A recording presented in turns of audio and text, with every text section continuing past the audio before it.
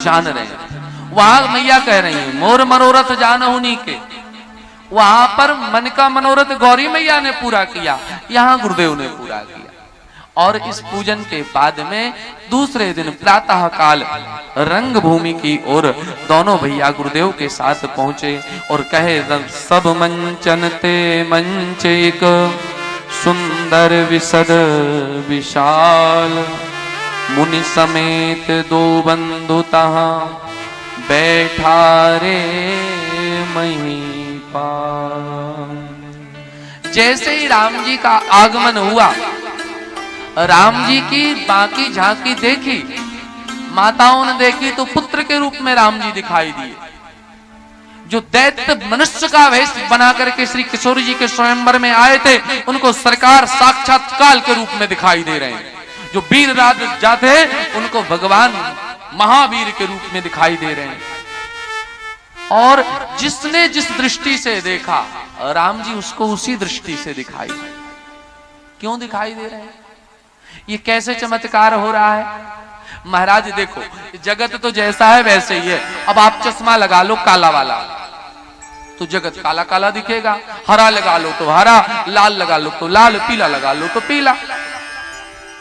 आपकी जैसी दृष्टि होती है, आपको वैसी सृष्टि दिखाई देती है। तो श्री ठाकुर जी भी उसको वैसे ही दिखते हैं जैसी उसकी दृष्टि होती है। जाकी रही भावना जैसी, और प्रभु मूरत देखी तिन तैसी। राम जी की मूर्ति उसको वैसे ही दिखाई देगी जैसा उसके मन में भाव होगा। तो राम जी रंग भूमि में आए, तब तक श्री किशोरी जी के आने का समय हो गया। चली संग ले सखी सयानी, गावत गीत मनोहर वाणी। चली संग ले सखी सयानी, गावत गीत मनोहर वाणी। सोहनवल तनु सुंदर सारी, सोहनवल सुंदर सारे। जगति जननी अतुलित छवि भारी, जगत जननी अतुलित छवि भारी। श्री किशोर जी का आगमन हुआ। सखियां सुंदर सा गीत गाते हुए लाई और गीत गाते हुए पधराई। तब तक बंदी जनों को जनक जी महाराज ने कहा, मेरा जो प्रण है ये समस्त राजाओं को बताओ, जो देश भूप से आए हैं इन सभी को मेरा प्रण बताया जाए। तो जो बंदीगण हैं, इन्होंने जनक जी महाराज का प्रण उन राजकुमारों को बताया।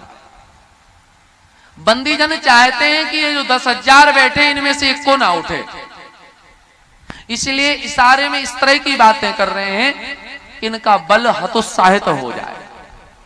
बंदीजनों ने कहा तो सुनो राजकुमारों, ये जो नृप भुज बल विदु शिव धनु राहु, तुम्हारा जो बल है वो चंद्रमा के समान है, और शिव जी का जो धनुष है वो राहु के समान है। जैसे चंद्रमा का ग्रहण राहु कर लेता है, ऐसे तुम्हारे बल का ग्रसस वह धनुष कर लेगा। उठना मत। जनक जी ने कहा, क्या बता रहे हो? महाराज बताने का तरीका यही है, जिसमें बल हो वो ही जाए। श्री जनक जी का प्रण है, राजा की वीर प्रतिज्ञा को धनुआ ही पूर्ण होगी। ये धनुष जो तोड़ेगा सीता उसको अर्पण होगी। ऐसा बंदीजनों ने बताया, और जब बताया, सुनाया, समझाया, तो राजकुमारों के मन में हलचल हो गई। महाराज कैसी हलचल हुई? ये 10,000 में से कौन पहले जाकर के न तोड़ दे, हम ही तोड़ेंगे, और पहले वाला का यही तोड़ दिया तो हम क्या करेंगे? तो परिकर बांध उठे अकुलाई, परिकर बांध उठे चले इष्ट देवन सिरनाई, चले इष्ट देवन सिरनाई। तमकता की तक शिव धनु धरही, तमकता की तक शिव धनु धरही। उठई न कोटि भांति बलु करही,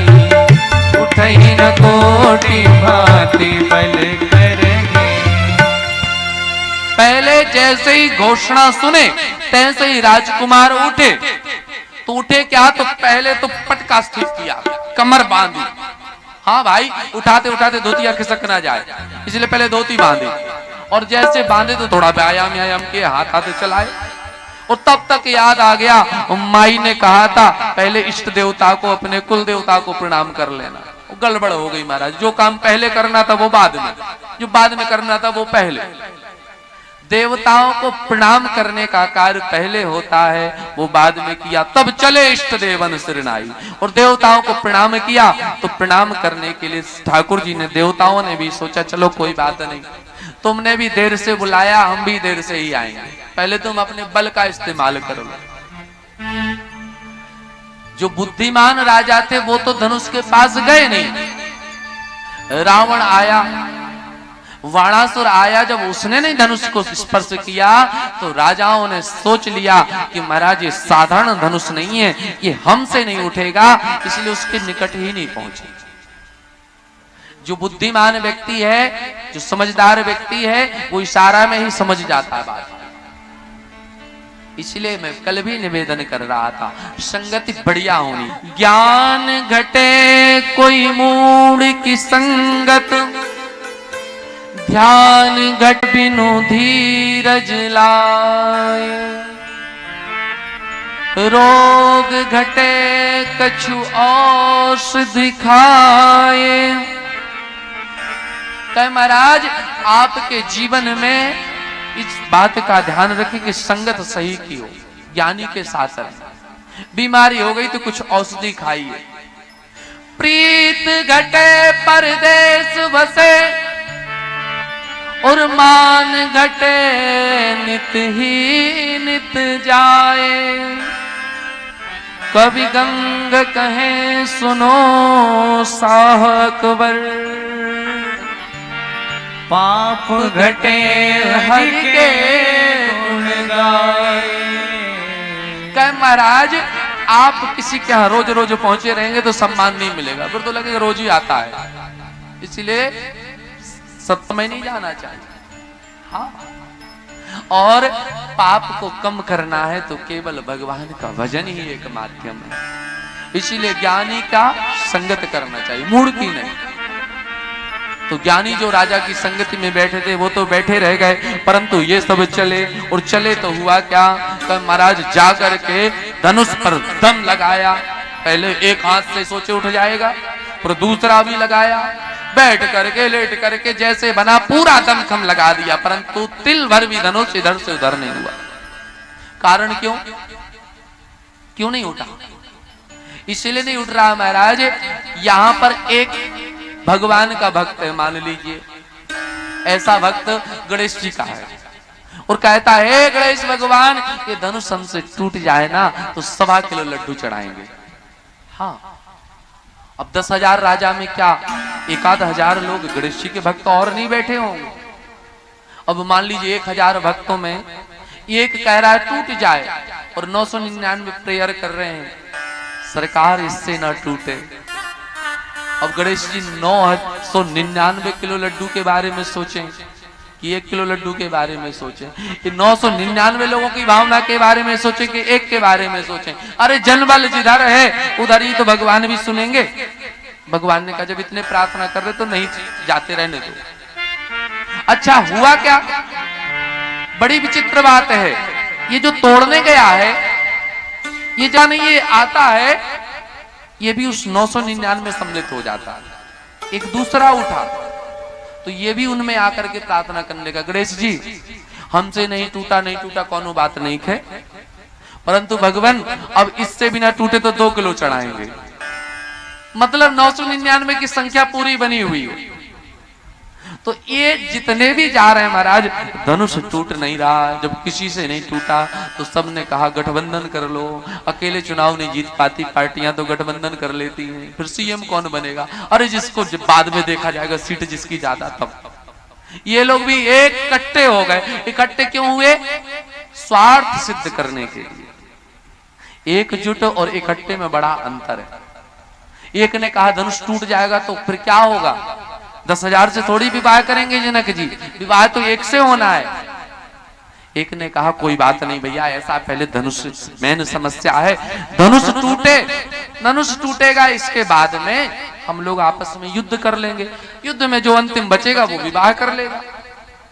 ऐसे सबने मंत्रणा की और गोस्वामी जी लिखते हैं, अरे भूप सहस दस ये कहीं मारा, भूप सहस दस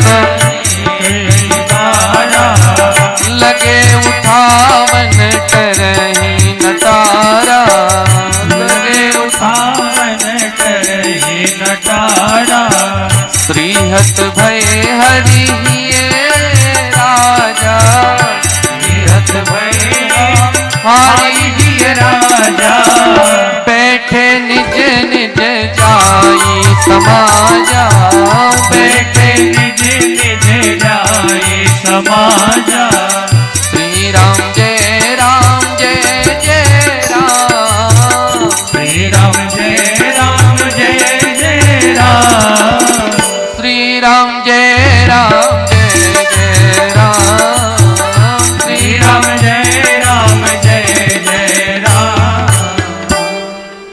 कहे महाराज जब 10,000 एक साथ लगे, कैसे 10,000 कैसे लिखते हैं, एक लिखते फिर सुनना सुनना सुनना, ऐसे तो लिखते।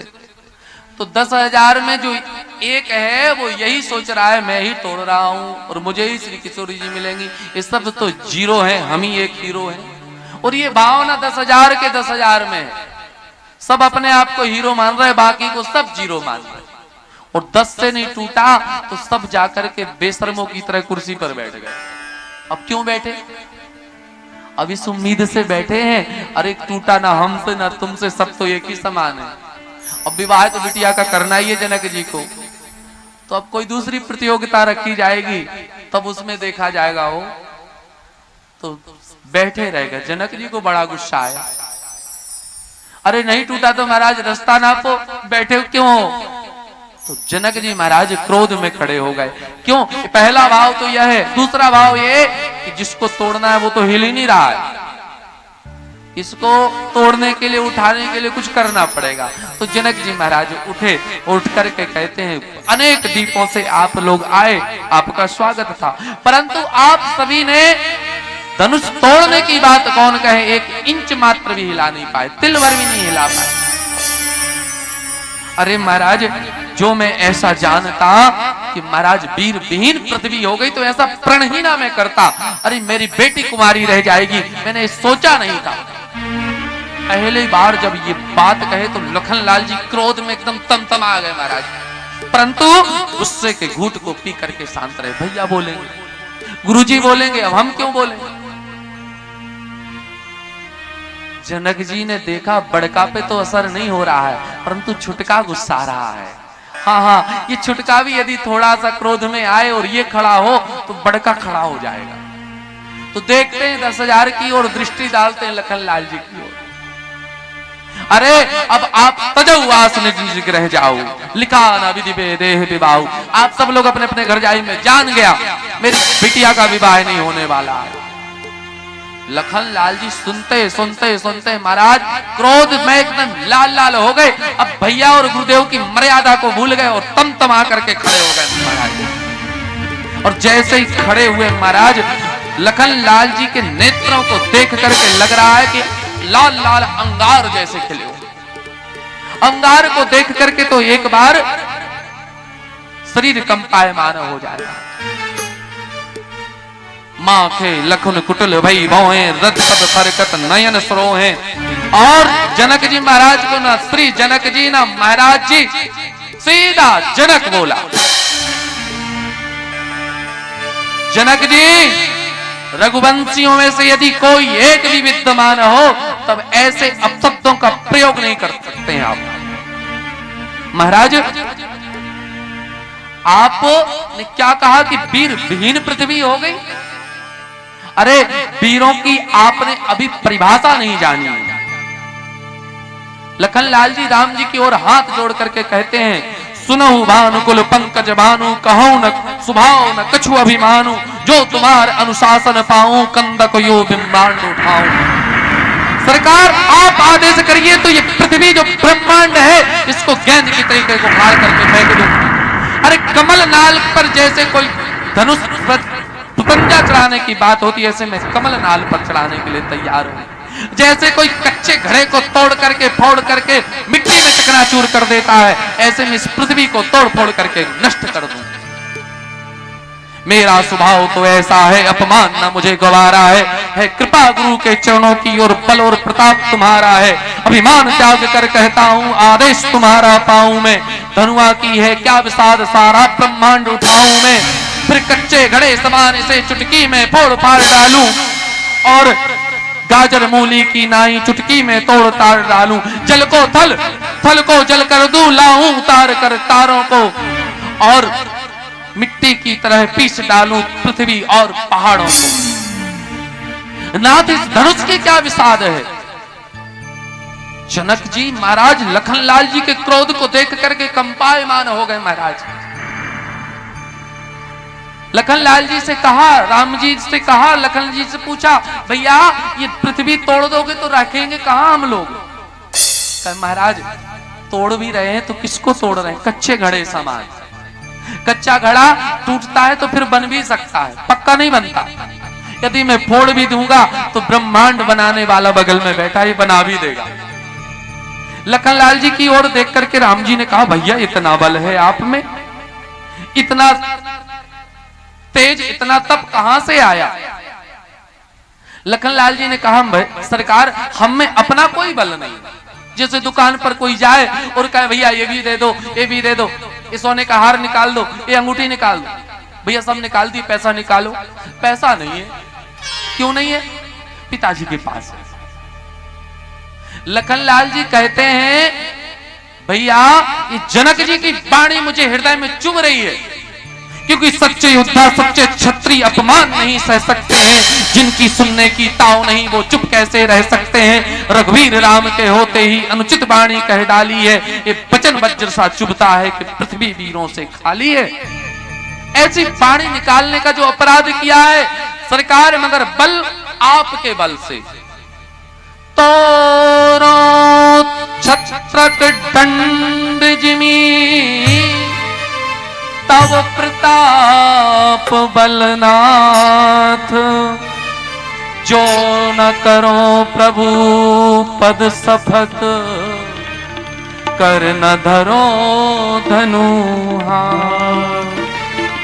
कर न धरो धनु हाथ नाथ याही पन रोपू, उलट देहूं ब्रह्मांड निमिष महू यदि मैं कोपू। सब राजन को छार करूं ना ही मुख मोड़ू, चढ़ कमर उरलाई नाथ पल महू धनु तो। राम जी मेरे पास तो कोई बल नहीं है, तो प्रताप बलनाथ आपके बल से इस धनुष को महाराज तोड़ ताड़ करके चकनाचूर कर दूंगा। राम जी ने देखा ये सच में ना तोड़ दे, इतने क्रोध में है, और तोड़ना मुझे और ये तोड़ देगा तो गड़बड़ हो जाएगी। लखनलाल जी जितने क्रोध में, जगत के लोग यदि इतने क्रोध में होते तो 4 लोग पकड़ करके खींच रहे होते, और तब भी वो सुनने को तैयार ना होता। वो कहता एक बार छोड़ो मुझे। परंतु लखनलाल जी क्रोध तो किए, और क्रोध मामूली नहीं किए महाराज। कहे लखनलाल जी के क्रोध को देख करके लखन सकोप वचन जब बोले, डगमगाए मह दिग्गज डोले। पृथ्वी कंपायमान हो गई, दिशाओं के दिग्गज हिलने लगे, ऐसा क्रोध। परंतु इस क्रोध में भी मर्यादा में बंधे हुए। राम जी ने कहा, माय डियर कम हियर, इधर आ। कुछ कहने की जरूरत नहीं, केवल क्या हुआ, रघुपति सयन ही रघुपति, लखन निवारे, प्रेम समेत निकट बैठारे। राम जी ने केवल नेत्रों से लखनलाल जी को देख करके इशारा किया, हो गया बैठ जाओ। राम जी की कीर्ति में लखन लाल जी दंड हैं। झंडा कब रोहण होगा? जब डंडा खड़ा होगा हो। और लखन लाल जी राम जी की कीर्ति के दंड हैं। राम जी की कीर्ति के ध्वजा के पताका के वह दंड है, रघुपति कीर्ति विमल पताका और दंड समान भयउ जस जाका। सूर्यवंश का सूर्य तब तक उदय नहीं होगा जब तक, यदि राम जी सूर्यवंश के सूर्य हैं तो राम जी की वह सूर्य की जो लालिमा है वो श्री लखन लाल जी महाराज है। लालिमा आए बिना वो सूर्य उदय नहीं होने वाला। राम जी बैठे, लखन लाल जी ने सोचा हमको बैठाए तो शायद ये खड़े हो जाएं अब, परंतु राम जी तो मर्यादा पुरुषोत्तम में जब तक गुरुदेव आदेश न करें तो हिलने वाले नहीं। गुरुदेव ने देखा राम नहीं जाएगा तो गुरुदेव अब राम जी से आदेश करते हैं, उठाओ राम भन जऊ भव चापा, मेटहु तात जनक परितापा। हे रामभद्र, हे रघुकुल नंदन, दशरथ नंदन, अब जनक जी के इस क्षोभ को, मोह को, क्रोध को दूर करो, उठ जाइए। अरे विश्वामित्र समय शुभ जानी, विश्वामित्र समय शुभ जानी, बोले अति स्नेहमय वाणी, बोले अति स्नेहमय वाणी। उठौ राम भंजऊ भव चापा, उठौ राम भंजऊ भव चापा, बैठहु तात जनक परितापा, बैठहु तात जनक परितापा। राम जी उठे, उठ करके महाराज ये नहीं कि परी का कमर बांध रहे थे, व्यायाम कर रहे थे, लंबी चौड़ी दंडवत कर रहे थे, ऐसा नहीं। सरकार सहजता से उठे और सहज ही चले सकल जग स्वामी, सहज ही चले सकल जग स्वामी। मत मंजूबर कुंजर गामी, मत मंजूबर कुंजर गामी। राम जी जा रहे हैं और कैसे जा रहे हैं महाराज, जैसे कोई हाथी मदमस्त चल रहा हो। राम जी को उठ कर का देखते ही सुनैना मैया के मन में क्षोभ हो गया, मोह हो गया। अरे क्यों कोई बच्चे से ये कार्य करा रहा है? छोटे से बालक बड़े बड़े वीर ने जब धनुष नहीं उठा पाए तो इस सभा में उपहास का पात्र इस बच्चे को क्यों बना रहे हैं? मां की ममता है ना, बिटवा कितना बलवान हो, कितना हष्ट पुष्ट हो, माई जब भी देखती है अब बहुत दुबला हो गया है। ये मां की स्नेहमय दृष्टि है। मैया को मोह में देख करके एक सखी ने कहा मां चिंता मत करो। क्यों? क्योंकि जिसका जन्म घड़े से हुआ हो, कुंभज ऋषि का जन्म घड़े से हुआ, परंतु उस घड़े से उत्पन्न होने वाले ऋषि ने समुद्र का पूरा पान कर लिया। यदि घड़े से उत्पन्न होने वाला समुद्र पान कर सकता है, अरे एक छोटा सा सूर्य दिखता है और महाराज पूरे अंधकार का समूल नष्ट कर देता है। छोटा सा अंकुश हाथी को भी अपने बस में कर लेता है। ये छोटा सा मंत्र बड़े बड़े देवताओं को अपने अधीन कर लेता है।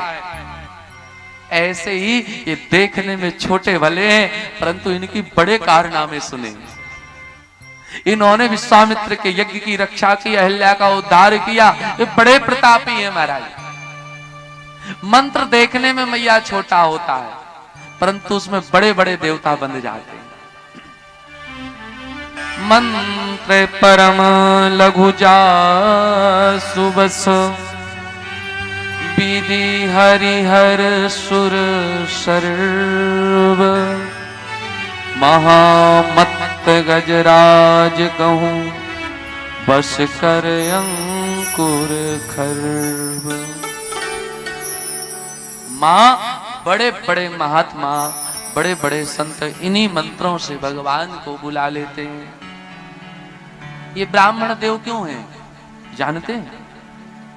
पंडित जी महाराज को देवता है, ऐसा नहीं कि पंडित जी ने किताब लिखी तो अपने ही नाम जोड़ लिया कि हाँ देवता लिख लो, ऐसा नहीं। ये देव इसलिए हैं, गुरुदेव कहा करते हैं देवाधीनम जगत सर्वम, देवता के अधीन है पूरा जगत। देवाधीनम जगत सर्वम मंत्रधीनम तदेवता, और ते मंत्रा ब्राह्मणाधीनम तस्माद ब्राह्मण देवता। ये जगत किसके अधीन? भगवान के अधीन। भगवान किसके अधीन? मंत्र के अधीन। मंत्र किसके अधीन? बाल काल से ब्राह्मण के बालक मंत्रों को मंत्र कंठ कर लेते हैं, मंत्र जानते हैं। उस सुपाड़े में कलावे में लपटे हुए भी गणेश जी को बुलाने का सामर्थ्य उस मंत्र में है।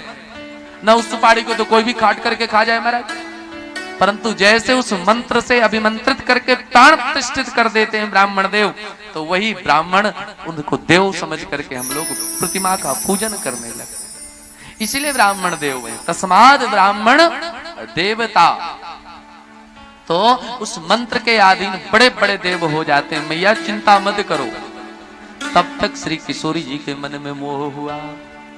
किशोरी जी ने कहा, हे सरकार, आज तक मैंने जितना भी जप तप पूजा पाठ यज्ञ अनुष्ठान किया है, सारा का सारा पुण्य इनको प्राप्त हो जाए और इन्हीं से धनुष टूट जाए। अब लोग अपने अपने इष्ट को बुलाते हैं। खूब मोदक का भोग लगाया है मैया ने गणेश जी को, तो गणेश जी को बुलाने लगे। गणनायक बर दायक देवा, आजू लगे कि तुम सेवा। गणनायक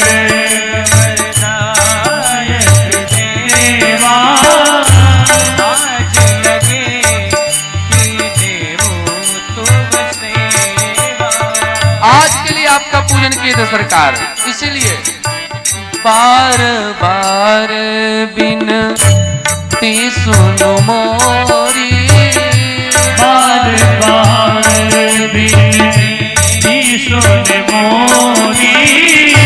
करहु चाप गुरु ताती छोरी, करहु चाप गुरु ताती छोरी।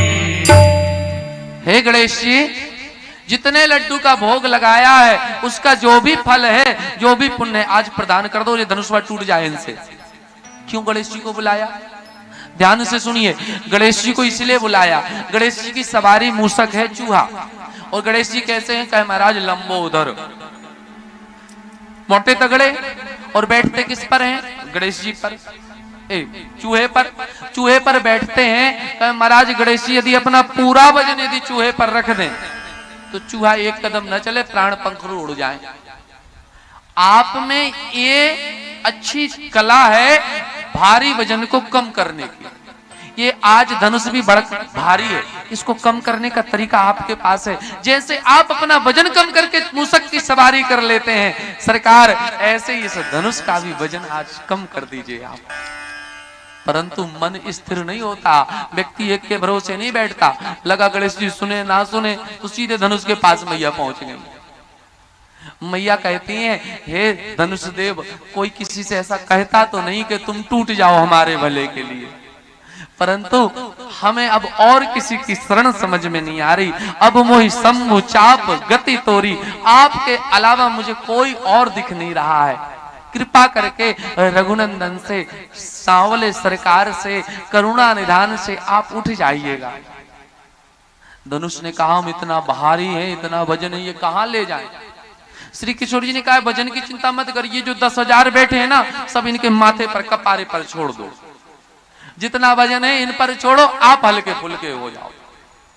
और धनुष को राम जी धीरे धीरे धनुष के निकट पहुंचे और धनुष के निकट पहुंचने के बाद श्री किशोर जी के मुखमंडल को देखा तो देख करके बड़े परेशान, मैं इस धनुष के कारण मेरी किशोरी जी चिंतित हैं, ये चिंता का कारण ही आज खत्म कर देंगे।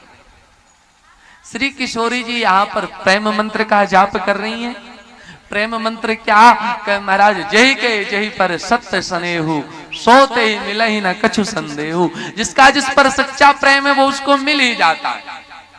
जो कहता है हमने सच्चा प्रेम किया और नहीं मिला तो वो झूठ कहता है, क्योंकि किया नहीं तभी नहीं मिला। सच्चा स्नेह करने वाला सहज ही उसे प्राप्त होता है। ये चौपाई कह रही, हम नहीं कह रहे।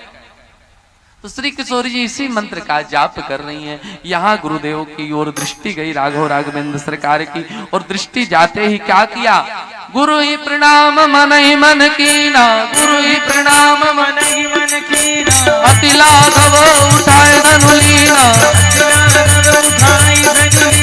लेत चढ़ावत बैठक दाढ़े,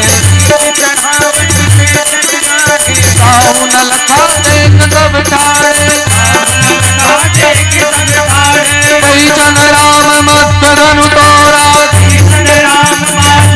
तोरा, भोरे भुवन दुनि घोर कठोरा, भरे भुवन दुनि घोर कठोरा, भरे भुवन दुनि घोर कठोरा।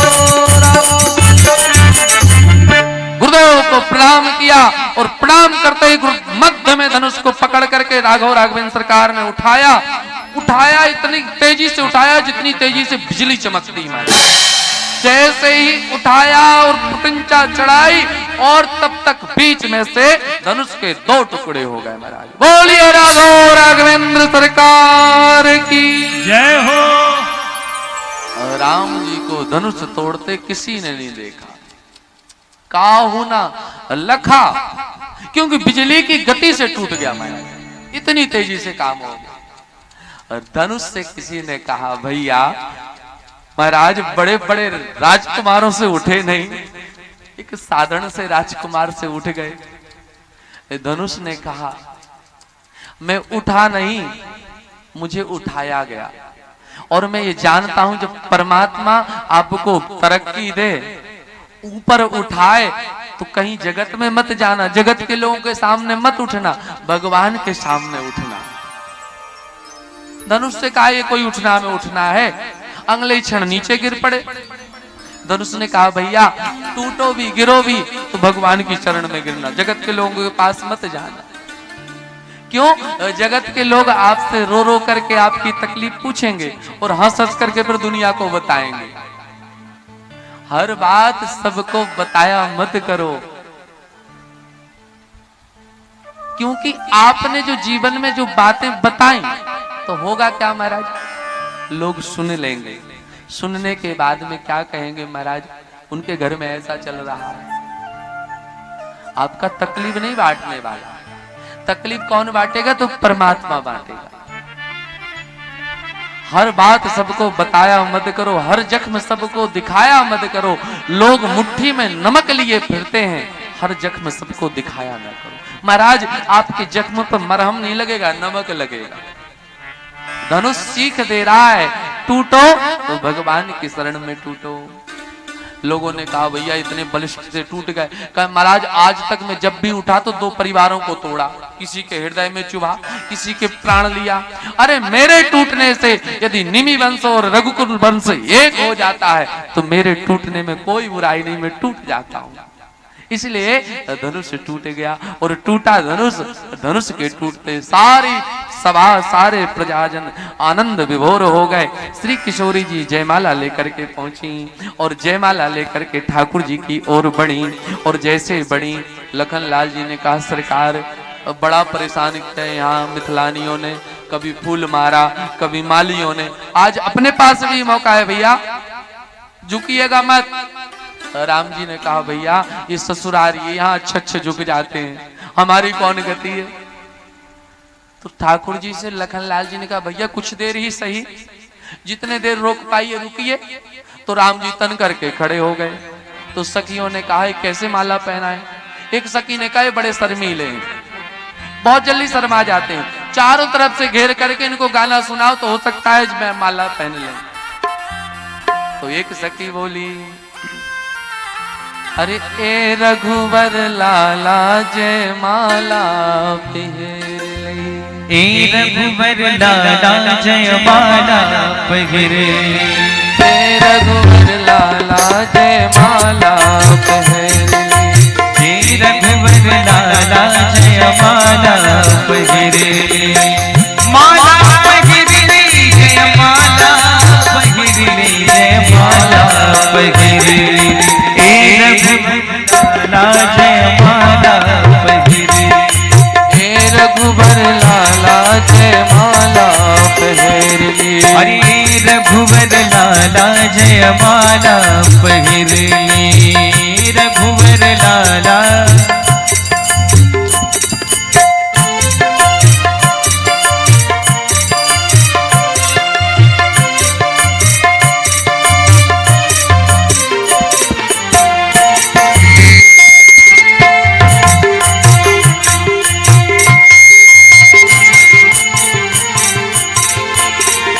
अब लेता ऋषि मुनि सबके झुकवली, अब ले तो ऋषि मुनि सबके झुकवली,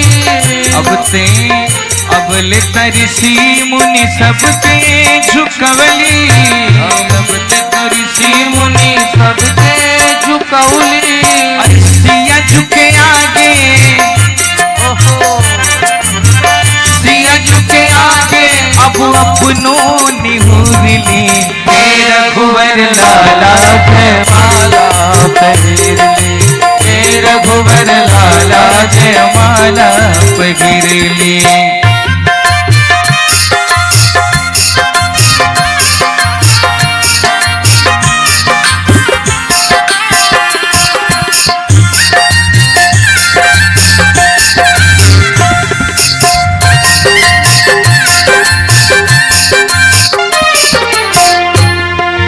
अवध में लौटे के असरा के त्याग दी, अवध में लौटे के असरा के त्याग दी, अवध में लौटे के असरा के त्याग दी, अवध में लौटे के असरा के त्याग दी, घर के जमाई बने,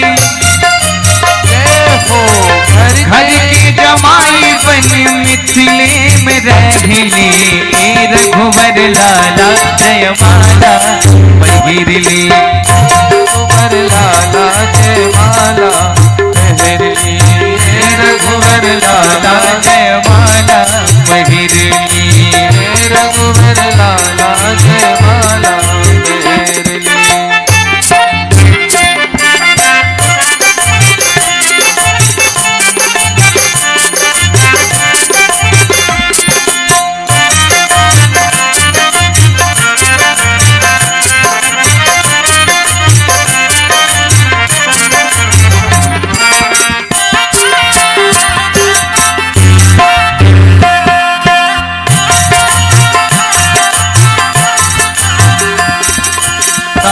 के तमकी लक्ष्मण के समझाई, ताकले तमक के लक्ष्मण के समझाई, और ताकले तमक के लक्ष्मण के समझाई, ताकले तमक के लक्ष्मण के समझाई, अरे हम ना डराई वाले, अरे हम ना डराई वाले, धनुहा पे तीर ले, रघुवर लाला जय माला पहन ले, रघुवर लाला जय माला पहन ले, माला पहन ली, माला पहन ली, जय माला पहन ली, रघुवर लाला जय माला पहन ली, रघुवर लाला जय माला पहन ले, रघुवर लाला जय माला पहन ले, रघुवर लाला जय माला पहन ले, रघुवर लाला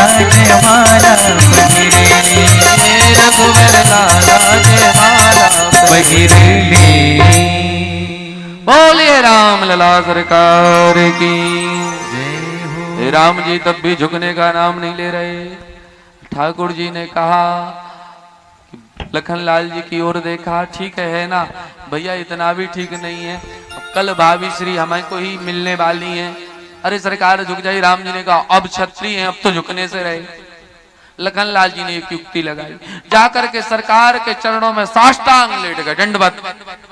और राम जी ने जैसे लखनलाल जी के लिए उठाने के लिए झुके, तैसे श्री किशोर जी ने माला गले में धारण करा दी। बोलिए दुल्हा सरकार की जय हो।